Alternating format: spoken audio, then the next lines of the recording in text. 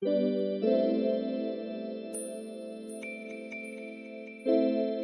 tales are both stories of transformation and symbolic poetry. They are gifts from our ancestors, offering symbols and guidance for our human development. In this show, artist, philosopher, and teacher Sean Kramer will lead us into the imaginal realm of fairy tales, where we will find healing images and wise teachings for our own journey through this enchanted world. So welcome to Under Their Spell, meditating on fairy tales.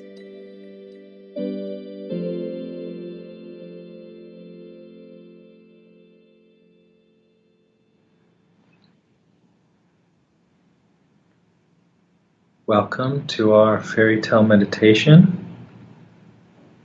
For today, we will meditate on the fairy tale of Snow White.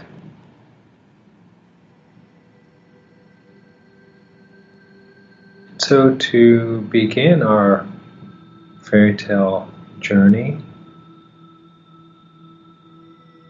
let us take a few moments to bring ourselves into a more meditative state so that we can connect with that area of our human nature of dreams, images, that deep level at which we are connected with the evolving movement of the universe and our own nature. Using your breath as a tool to bring yourself inward. Follow your breath in. As your breath fills your body, your awareness also enters into your body, into the unconscious wisdom of your material substratum, your cells and molecules.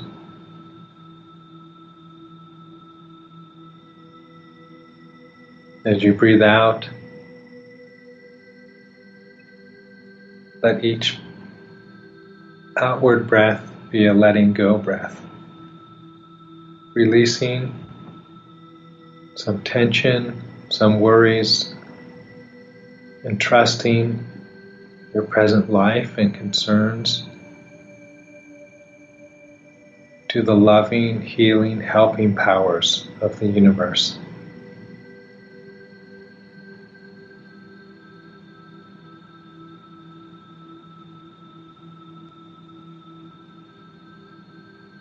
With the inner eye of your imagination, see before you a crystal.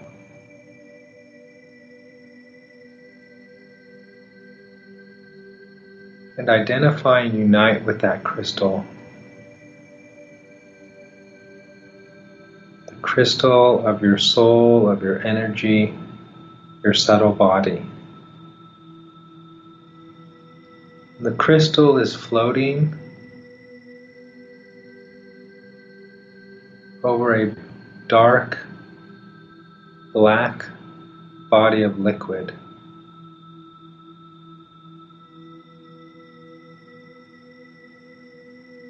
An acidic dissolving liquid, and the crystal sinks into it,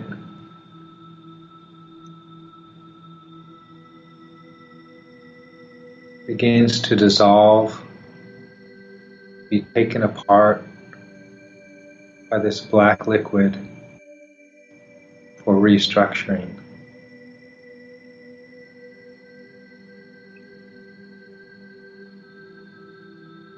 And then out of the black water, the black lake, from the matter of that crystal arises a fiery red bird, rising from the water, flying into the air.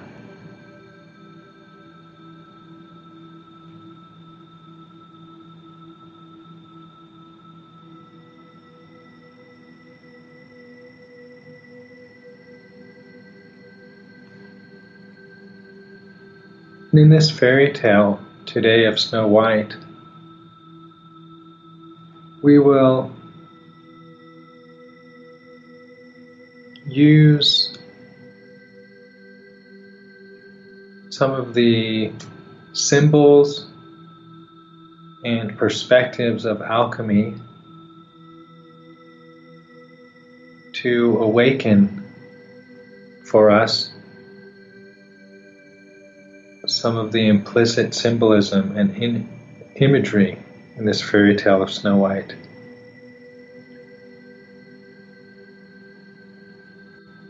In our last fairy tale meditation on Little Red Riding Hood, I introduced the interpretive principle of amplification. Amplification of a fairy tale means bringing in something outside the fairy tale, some other story, myth, body of symbolism to put alongside the fairy tale that by their combination we might amplify and hear some of the resonances of the symbols more clearly. So we used for Little Red Riding Hood the amplification of initiation rituals.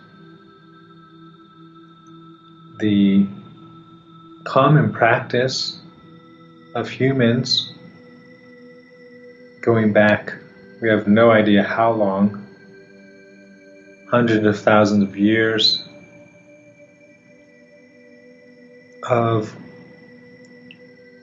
embodying a transformation process in which the elders of a tribe or community would take the younger members at certain key periods in their development out from the community into the forest, into a hut in the forest, and subject them to trials, symbolic ritual deaths, burials, and resurrection, and they would impart to them, often wearing masks of the ancestors or spirit beings, they would impart to them the stories, instruments, tools of their culture. Then they would bring them back to the community, and we use this imagery of initiation rituals to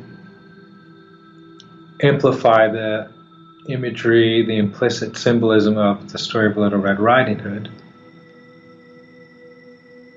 And today we will use the symbolism and imagery of alchemy to amplify the story of Snow White.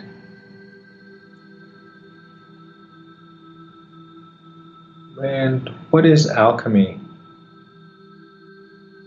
Alchemy is also an ancient both practice and mental, imaginary structure and system that humans from many cultures have shared, each in their own form, going back not as ancient as initiation rituals, because the alchemical mode of perceiving and acting in the world goes back to when humans began to work with metals. So in the especially in the early areas of villages and the beginnings of civilization. And when humans began working more and more with metals and learning how to transform metals, they found that within the earth were ores, and an ore is a mineral that contains metals, but it needs to be transformed by heat in order to purify the metal. For example, malachite is an ore of copper. When malachite is heated, melted, the parts are separated, and the copper can be drawn out from it. When, as humans began learning this process of transforming the material elements of the world around them, they felt both a fascination and an awe and also a fear about this process. Because they were digging into the earth, going often down into caves, caverns to find these ores, and pulling them out of the earth and using fire to transform them, and they understood it as a speeding up of the process. They thought that these ores were embryonic forms of metals in the earth.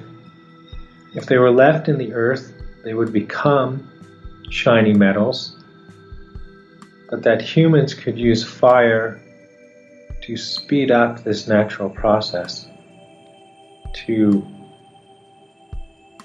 bring about more rapidly the natural evolutionary changes that the earth, the Mother Earth, was bringing forth, birthing.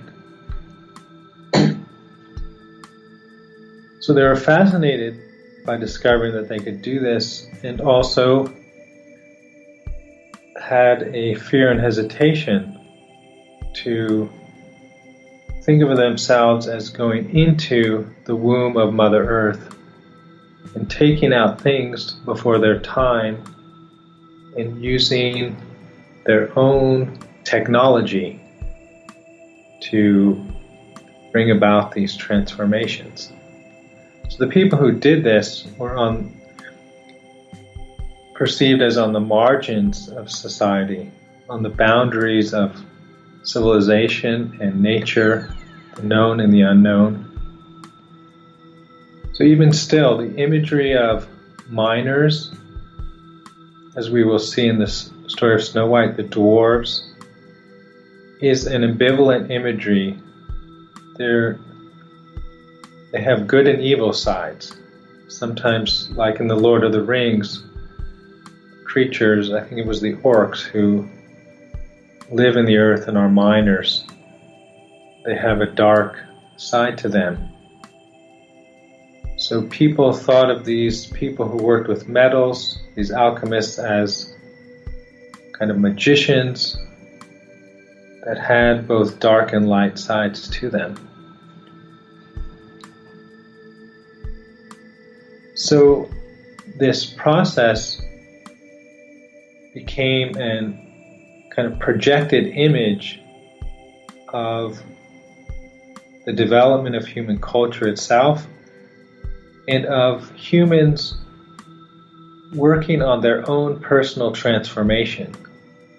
Just as they transformed the potential ores into shiny metals, humans began to realize that they could intervene in their own evolution and accelerate their own evolutionary process through these transformative alchemical techniques, such as yoga and shamanism, meditation, and other forms of art and culture.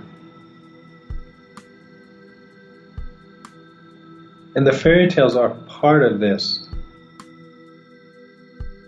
way of looking at the world and of human life as a transformative process, that the universe is and nature is bringing forth, birthing, but that human technology and culture can work to direct, accelerate. So with that little background of alchemy, let us begin our journey with Snow White, and we'll bring in more ideas from alchemy as we move through this fairy tale. Our story begins in midwinter. The snow is falling from heaven, covering the earth in whiteness, and a beautiful queen is sewing at the window of her castle. The window is framed in black ebony wood. And as she looks out the window, she pricks her finger with a needle, and 3 drops of blood fall on the snow.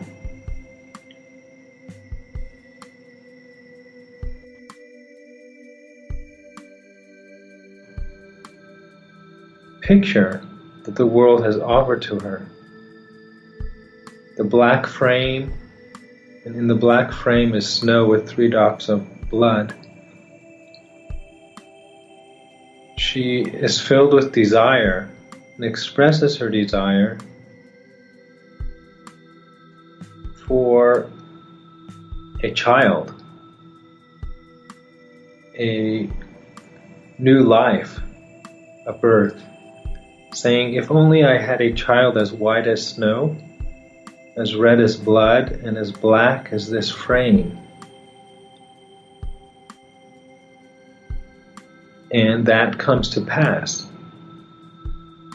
She has a child, a little girl, as white as snow, as red as blood, as black as ebony wood. And she names the little child Snow White.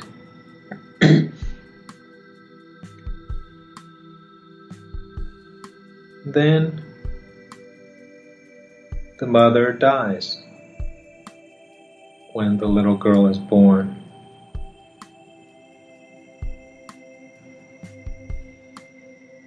Now, this image, this very powerful image with which the story begins, and gives us this imagery of these 3 colors, black, white, and red, which will structure the whole story of Snow White.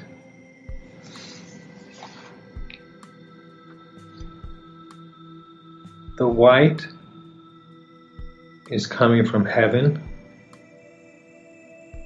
The black is the material, it's wood from the earth. And the red is blood, human element.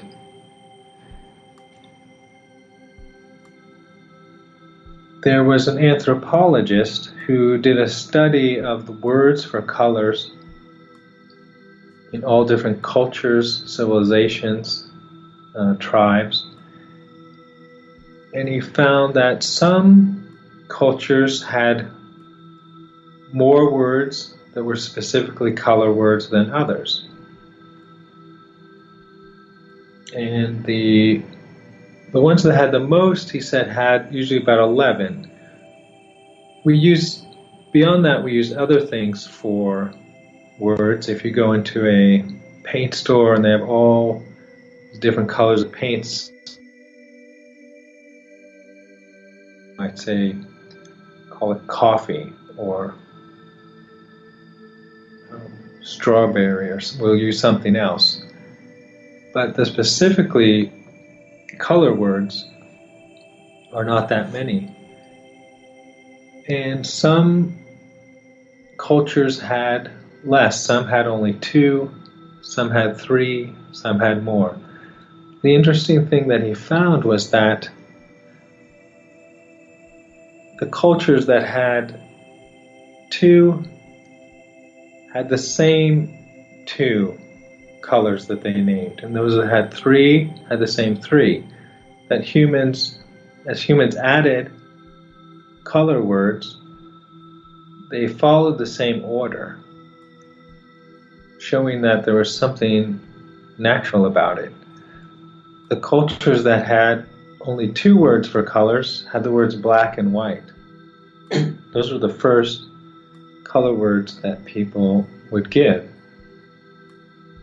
Those cultures that had 3 color words had black, white, and red.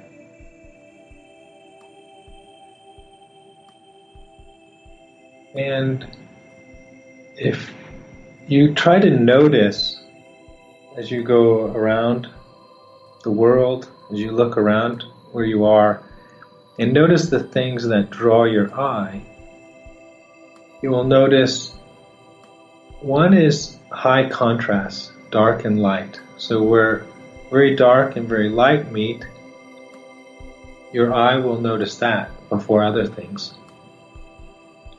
The other thing that will draw your eye is red, bright red. If there's a scene, a little bright red in the midst, you will notice that. So this picture that this fairy tale begins with, black, white, and red, is giving us these naturally striking colors, this contrast of black and white, this vivid red. In some languages, the word color or colored means reddened. Colorado actually means reddened. So red is sometimes also the very word for color. So we have light and dark, and color, red.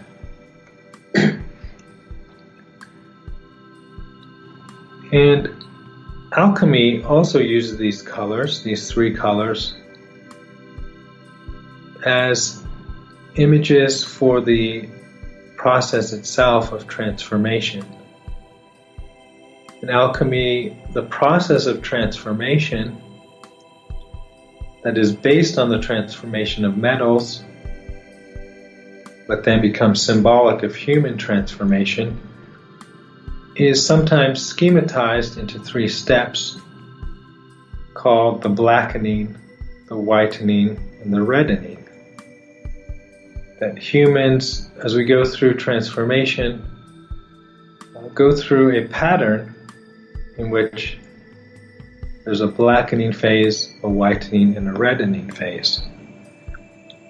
And this story of Snow White will have 3 parts of her transformation process that will correspond to these 3 colors and will exemplify what they mean and how they were understood.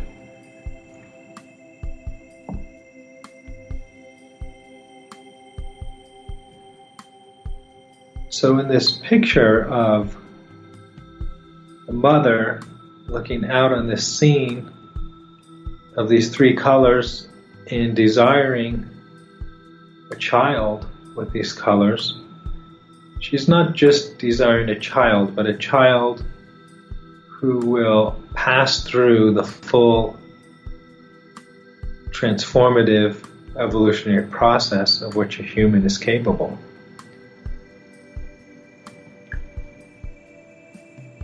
So that the girl's natural mother dies, and the father remarries another queen who becomes the stepmother. And this sometimes happens in fairy tales. In some versions it's the mother, but the mother is seen under different aspects. Sometimes they put the natural mother and the stepmother as the nurturing side and the threatening, devouring side of the mother. So the stepmother is very inward turned and is unable or unwilling to help Snow White in her growth process. And this stepmother has a magic mirror. And every morning she goes to the magic mirror and asks, "Mirror, mirror on the wall, who in this land is fairest of all?" And the mirror says, "You, my queen, are fairest of all." But when Snow White starts to grow up, she becomes 7 years old, her beauty begins to blossom as a bud. And the queen asks at that time the mirror, "Who is the fairest of all?" And the mirror then replies, "You, my queen, are fair, it is true, but little Snow White is still 1,000 times fairer than you." And the queen becomes filled with envy. And the envy leads her to hatred of Snow White. And this leads her to attempt to kill and murder Snow White. And she asks a huntsman to do this for her, to take Snow White out into the woods, to kill her, to bring back her lungs and liver, some stories say her heart, so that, says the queen, I will cook them and eat them.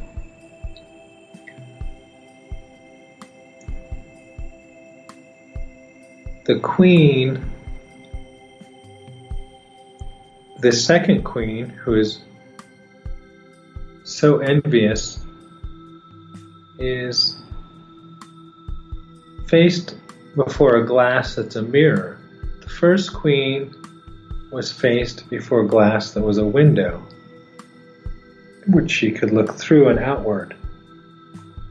The second queen looks outward on the world only to see things herself and things in reference to herself. Envy is a kind of sadness. When we are envious of another person, we have a sadness over something that is good for them. In this case, Snow White's beauty, maybe someone else's talent, success, something good for another person becomes something bad for us, seen as bad. The good of another causes us distress and sadness, whereas it should cause us joy to see goodness of others, the gifts of others, the success of others. But when we're envious, the opposite happens. The good does not cause us joy, but causes us sadness, the good of another, because we see the good of another as somehow an obstacle to ourselves and our own good. As one writer puts it, every leaf put on another's laurel feels like a leaf taken out of ours, which is not true. Our goodness really grows together. We are meant to rejoice and support one another's good. But when we're envious, we set out to destroy the good of others, as this queen does. And the story intensifies that. It makes it even worse as coming from a mother to her own child or stepchild. So these two images of mothers in relation to their child can be seen as two attitudes. The mother, we could look at it as our own soul, and the child as some new potential, some possibility of growth and transformation. And one attitude could be that we look at it with openness, with expectation of light flowing from the outer and inner world to nurture this growth and possibility of development towards something we don't know fully what will happen. Or we can have the attitude of the second queen, of resisting some development and change that is beginning to be born in our soul. We wish to reflect upon only what we already know, our established self-image, and we're not open to some transformation of something new that might lead to the death of our old self-image, but a birth of something new. Just as the first queen was open to a new creation, to allow her old self to die and to bring forth a new self. In this story, just like the alchemical view of the world, sees life as a continual process of growth and transformation, not as achieving some state and simply resting there for the rest of our life, but going forward towards things that we do not fully know, which involve a continual death of what we have already established, formed for ourselves, the structures of our life, our self-identity, that we continually go forth in a process of death and rebirth.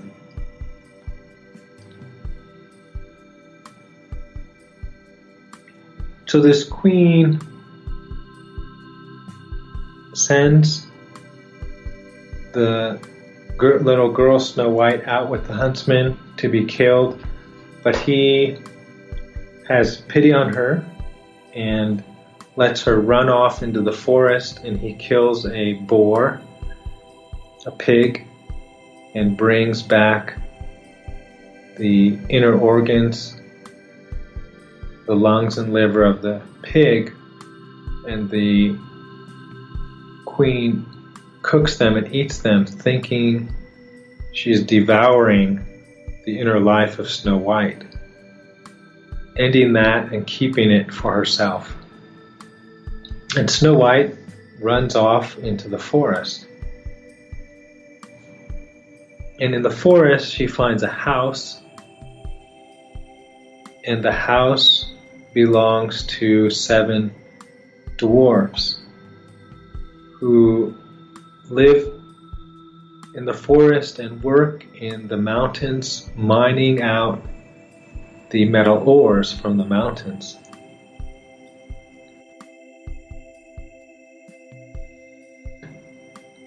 a whole period of her development out in the forest, in the house of the dwarves, who spend their day down in the earth, the dark earth, mining out the potential metals.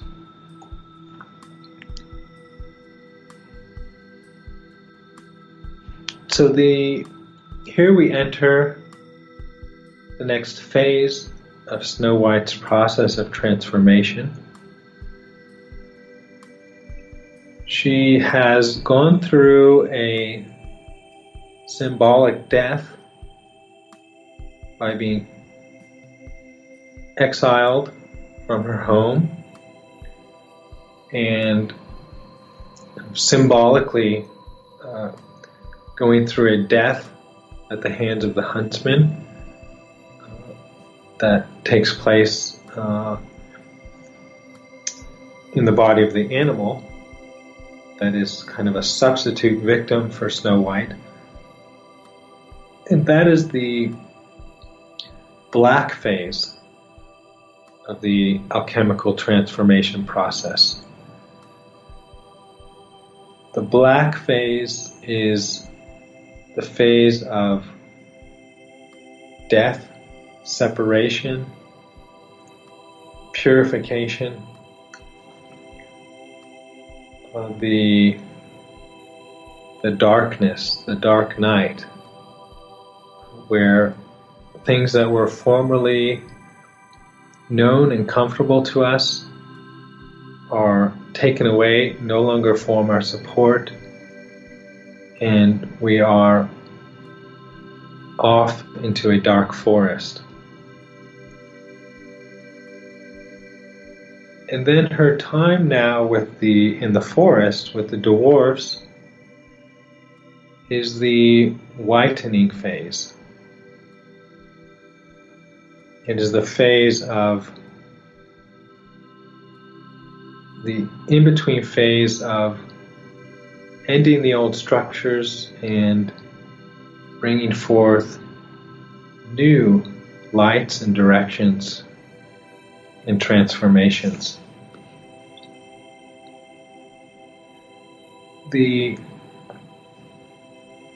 dwarves, the story tells us, are 7, and when they return and find Snow White in their house, they are carrying 7 lamps, and they have spent their day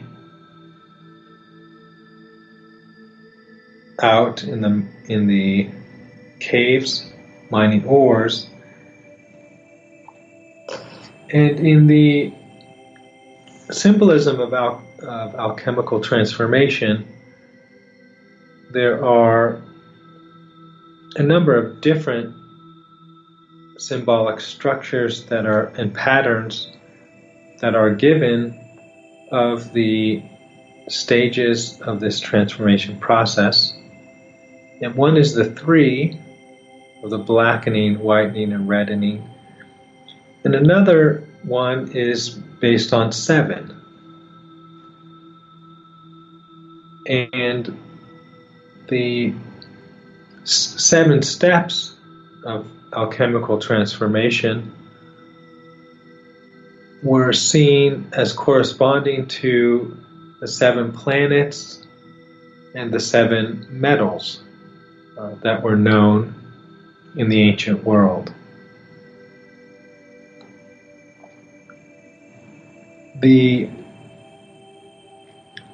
metals that these miners and alchemists were drawing out of the earth and melting and transforming were understood as connected with the planets, often in a very direct and beautifully metaphorical way. The metals within the earth were sometimes thought of as congealed light of the planets.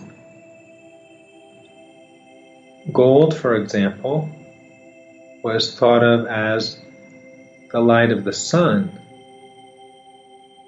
come down from the heavens, from the sun, penetrating the earth, gathering and solidifying in the earth.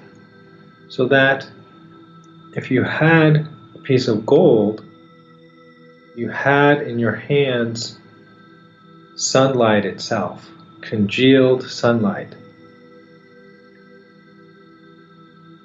And that is part of the meaning of gold and the power of gold, and why gold was thought throughout history, through ancient times, as something so precious that for one reason it was sometimes thought of as actual congealed sunlight. And so silver was thought of as moonlight that had penetrated and materialized, solidified and materialized within the earth. So the metals of all the minerals in the world that humans found were thought of as not only material, but matter plus light. That's why they were shiny. That is why they were more special and precious than other rocks. That they were not only material, but matter and light together. And the light in each of the stones was light from a particular planet. So the light of iron came from Mars, copper was the light of Venus, lead was the light of Saturn, congealed in the earth. And one of the ways that alchemy was seen was a process of transforming the less luminous metals into the more luminous. Lead being the dullest metal, the most material, the metal in which the light was submerged, kind of more suffocated by the matter, up to gold, the metal in which the light was shining through and within the matter. And this corresponded to our own human transformation. Humans, being body and spirit, just like the metals are matter and light, humans can have their bodies more or less permeable to the spirit, to the light of consciousness. So the lead state of a human is the state of the human whose consciousness and spirit is sunken into the matter, is dull. The human who can be in such a state that they think that maybe they're just matter in a body. Their consciousness is in a state where it denies the reality of consciousness and spirit itself. And each of the metals corresponded to different states of the human. Up to gold, the golden state of the human is the state in which the human has been transformed so that consciousness and spirit are shining within the body and matter of the human. So gold represents the realized potential of the human nature, the human made of body and spirit, matter and consciousness, having transformed his being so that his consciousness can shine within his body.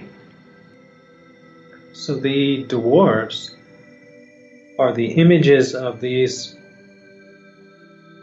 mysterious beings that are working in this process of the potential human soul of Snow White to lead her through this alchemical process of transformation. Now, Snow White, in this middle time in which she's in the forest, living with the dwarves,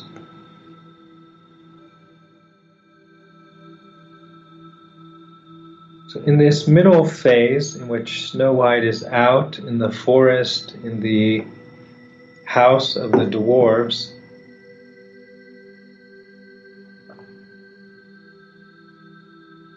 in the whitening phase, which is the phase of illumination. The black is purification, the white is illumination, the red as union. That will be the last phase in which Snow White is reborn and married.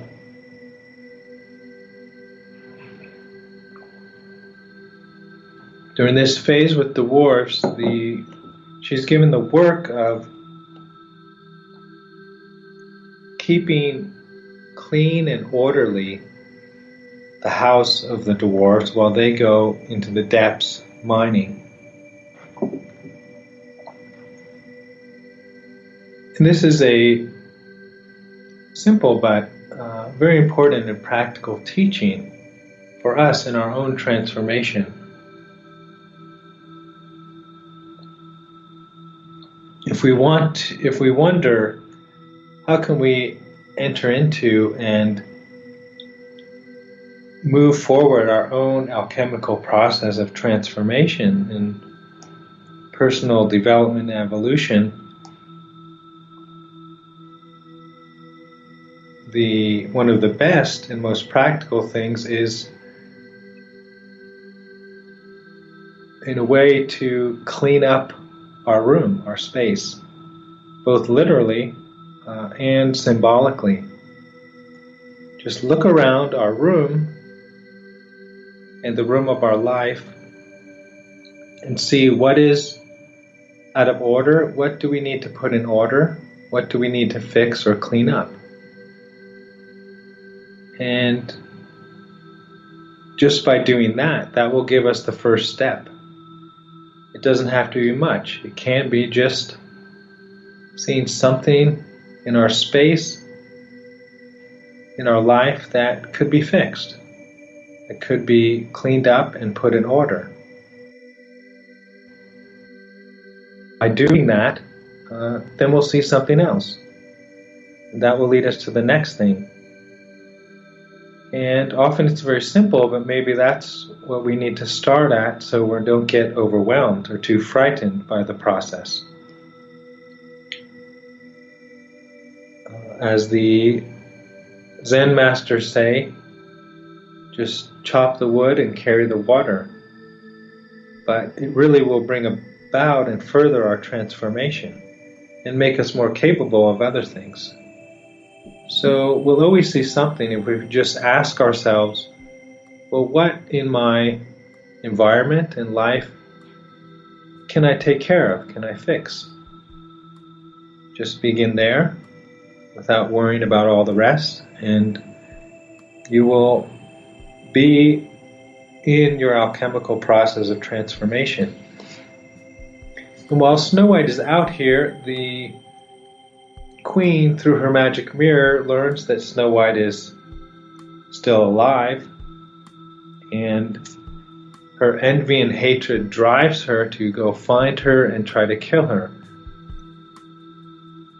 And she tries 3 times with 3 objects, which are white, black, and red. First, she uses a lace and tempts Snow White with this lace. She she disguises herself and offers Snow White to wear this lace clothing, and when Snow White is willing to try it on, she tightens it so much that Snow White goes unconscious. The dwarves come back and find her and revive her. The queen tries again with a comb that she poisons, a black comb. And the third time, the only one that the Disney film used was the poison apple, the red apple. And this time, Snow White takes a bite of the apple and is poisoned, and the dwarves cannot revive her. So we see that she is tested in each of the aspects of her being, her white, black, and red.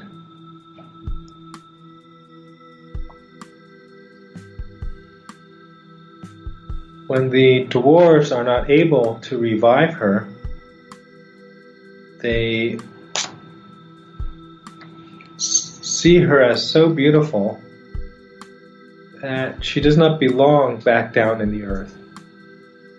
She's gone through the transformation from an ore, so the fitting thing to do with her is to put her in a crystal casket, transparent casket on top of a mountain.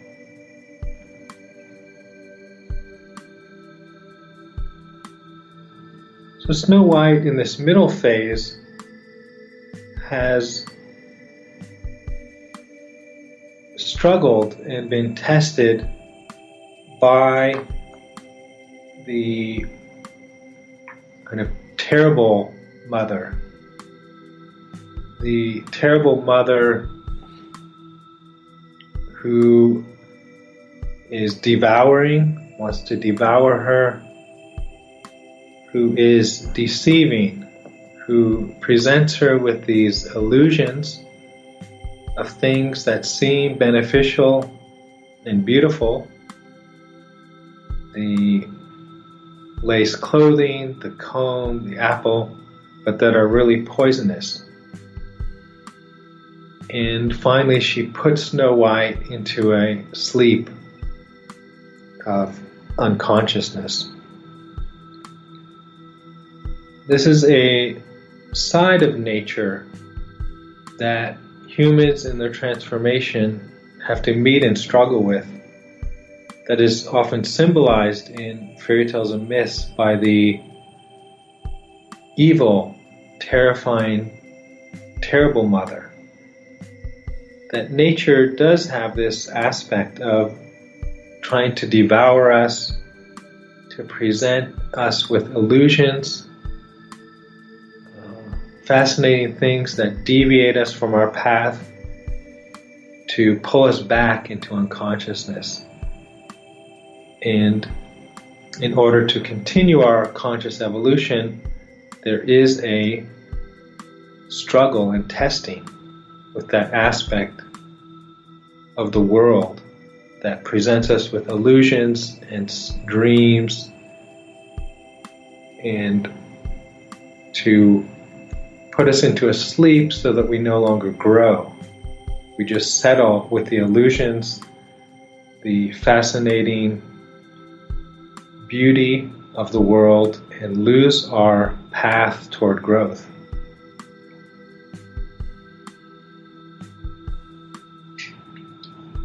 Snow White is placed in a crystal transparent casket,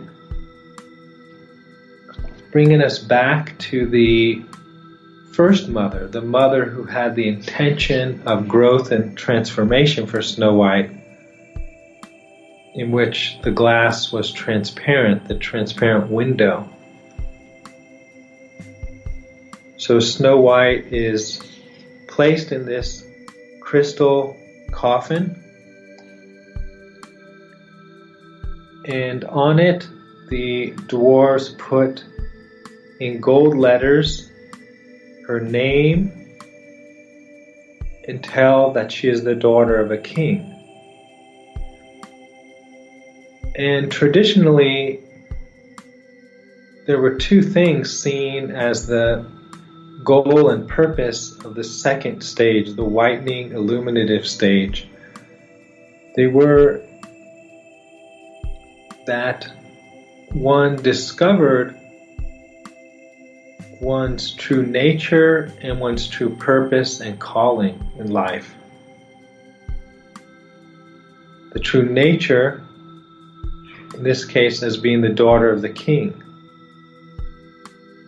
In biblical terms, the image of God, finding one's true self, rather than the false idea of the self that has been acquired and developed as sometimes a defense or as a false teaching from the world around us. So the first goal of this illumination is illumination about our true self, our true golden nature as a daughter or son of the King, the divine. The second was our name, our personal name, to find our personal name, meaning to find our personal calling, the particular destiny that we have. So on the coffin, she has both of those in letters of gold, her personal name and her true nature as the king's daughter.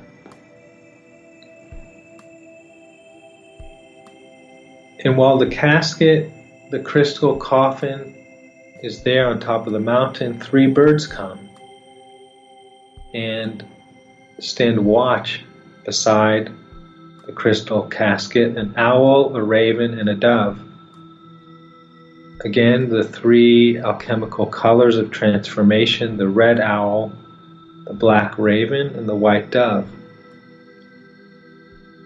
being the spiritual helpers, guides, protectors of the soul.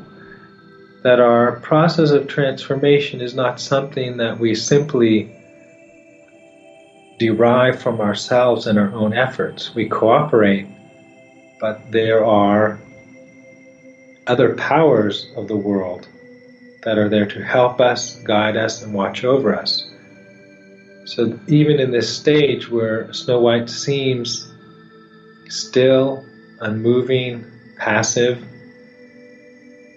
locked within this alchemical vessel, there are things happening, mysterious things happening, in the presence of the owl and the raven and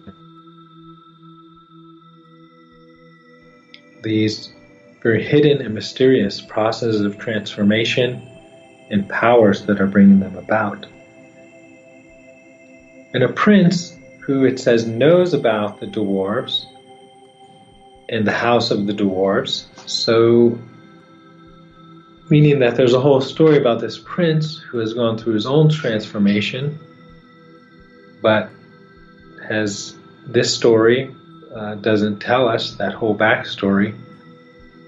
But the prince knows the house of the dwarves. He has been on this alchemical journey, and he comes upon the crystal casket with Snow White and recognizes in that his destiny, his partner, and he offers to purchase the casket with Snow White in it. And the dwarves refuse. They know that it is not something that is purchased, but the prince says, I cannot live without her. I will cherish her above all, even though she's there in the casket. And then the dwarves see and honor that is the sign of his destiny with Snow White. And as they pick up the casket for the prince to carry her to his castle, one of those carrying the casket stumbles, and as he stumbles, shakes the casket, shakes the body of Snow White, and out she coughs out the piece of the poison apple and wakes up.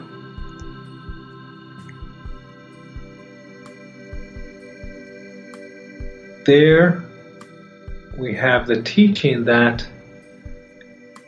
the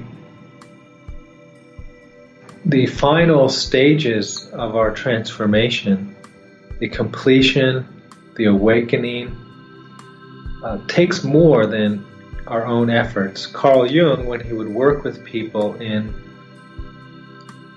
psychotherapy, himself said that when their transformation and healing came about, when a great breakthrough came, he said it came as if a miracle, just came from he did not know where.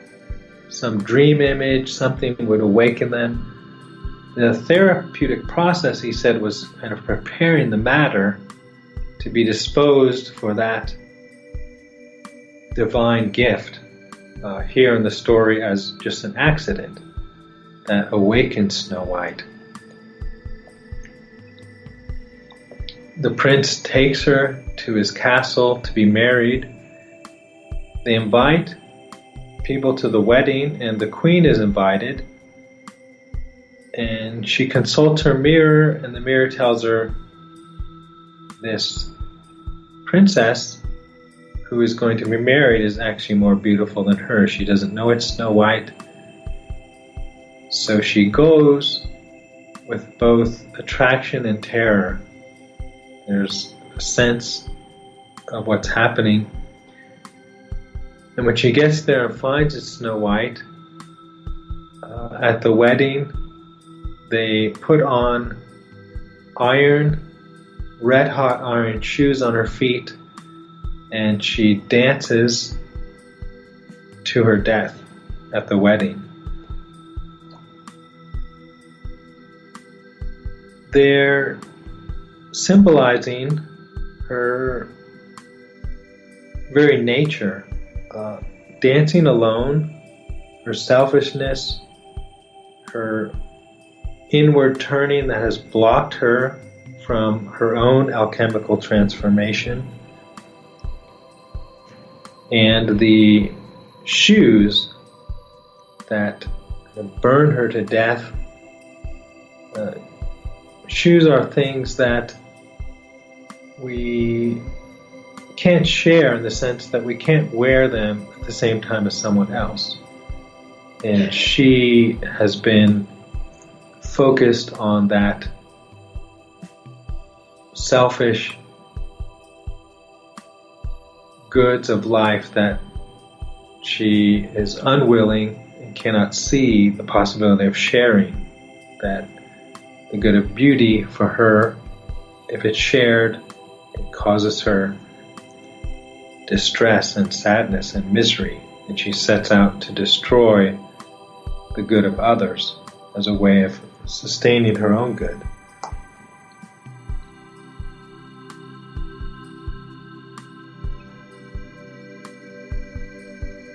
And so this story,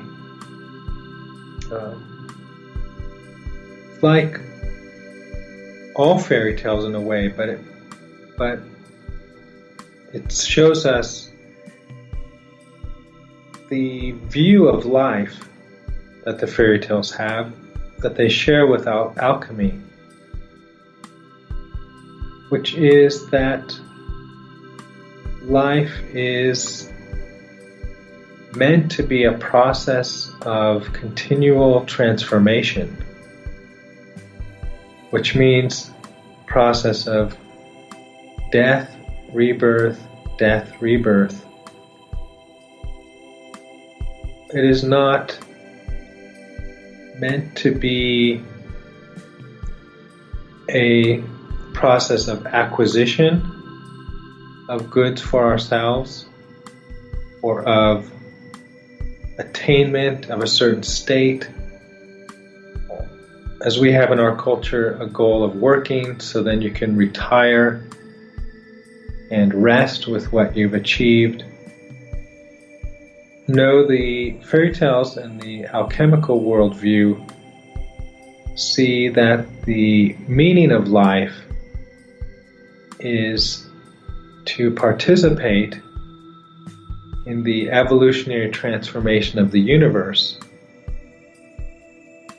and to cooperate in that and to support it in ourselves, which means that to live well is to change, and to change often, and to change much, and that this will continue throughout our whole life.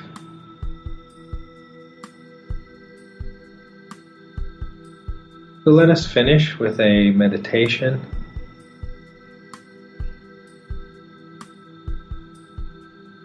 Returning into our bodies that connect us with the present, with time, with the processes of growth.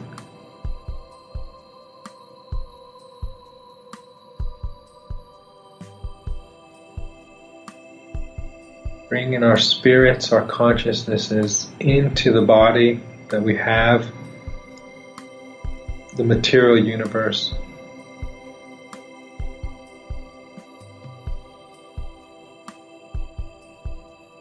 We open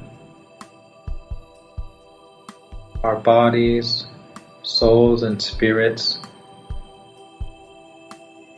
to the helpers in this process of change,